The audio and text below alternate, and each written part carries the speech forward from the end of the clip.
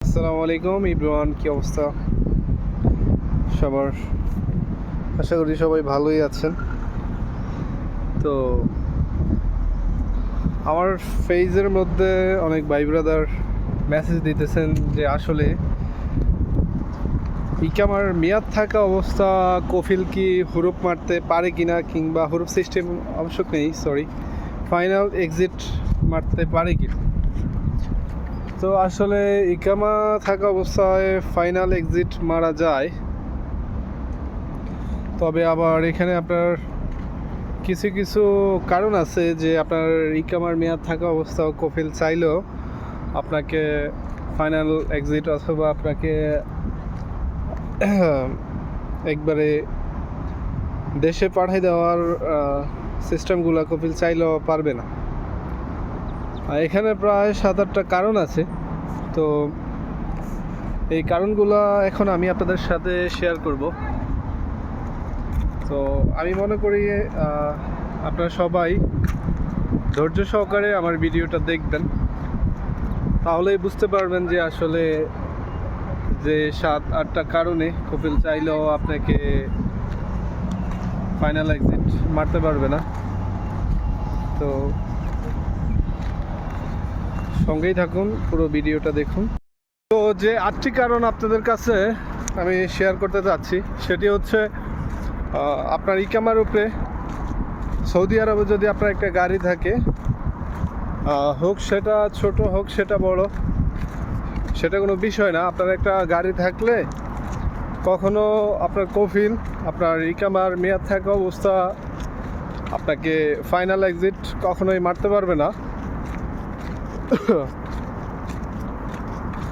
আর আরেকটা বিষয় হচ্ছে আপনার ইকামার উপরে যদি আপনার ফ্যামিলি আসে, ফ্যামিলি ভিসায় যদি দেশ থেকে কেউ আসে আপনার ফ্যামিলি, তাহলে কপিল চাইলেও আপনাকে ফাইনাল এক্সিট মারতে পারবে না, কারণ তারা আপনার ইকামার উপরে এই দেশে আসছে। ঠিক আছে,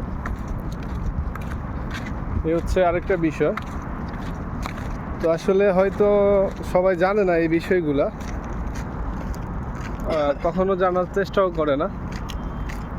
তো ভাবলাম যে আজকে আপনাদের সাথে শেয়ার করি বিষয়গুলা।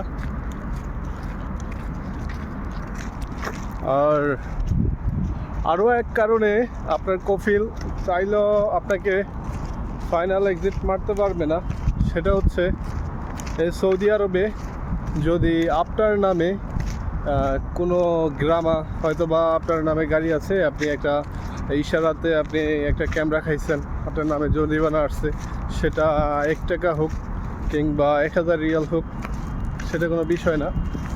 ওই জরিমানা, ঠিক আছে, আপনি পেমেন্ট করার পরে তারপরে আপনাকে কফিল ফাইনাল এক্সিট মারতে পারবে, এর আগে আপনাকে ফাইনাল এক্সিট মারতে পারবে না। সেটা হচ্ছে আপনাকেই পরিশোধ করতে হবে। আপনি যদি ছুটিতে দেশে যাইতে চান, তাও আপনাকে ওই জরিমানাটা আপনাকে পরিশোধ করে তারপরে আপনি দেশে যেতে হবে, না হলে আপনি দেশেও যেতে পারবেন না। ঠিক আছে। তো আরেকটা বিষয় হচ্ছে যাদের ইকামা এক্সপায়ার মেয়াদ নাই, ঠিক আছে, কপিল চাইলেও তাদেরকে আপনার ফাইনাল এক্সিট মারতে পারবে না। আপনারা চাইলে কফিলের অনুমতি ছাড়া যে কোনো অন্য কোনো সৌদির কাছে আপনি চাইলে কফালা হতে পারবেন, এতে কোনো বাধ্যকতা নাই যে আসলে বাধা কিংবা কোনো নিয়ম নিষেধাজ্ঞা, এসব কিছুই নেই।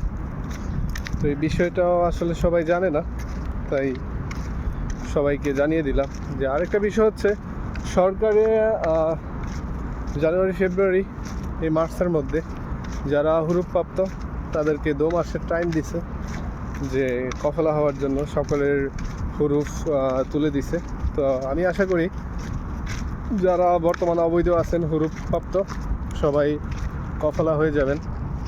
আপনাদের জন্য শুভকামনা রইল, আর সবাই আমার জন্য দোয়া করবেন। আমার পেজটা ফলো দিয়ে রাখবেন। আল্লাহ হাফিজ, ভালো থাকবেন সবাই। আসসালামু আলাইকুম।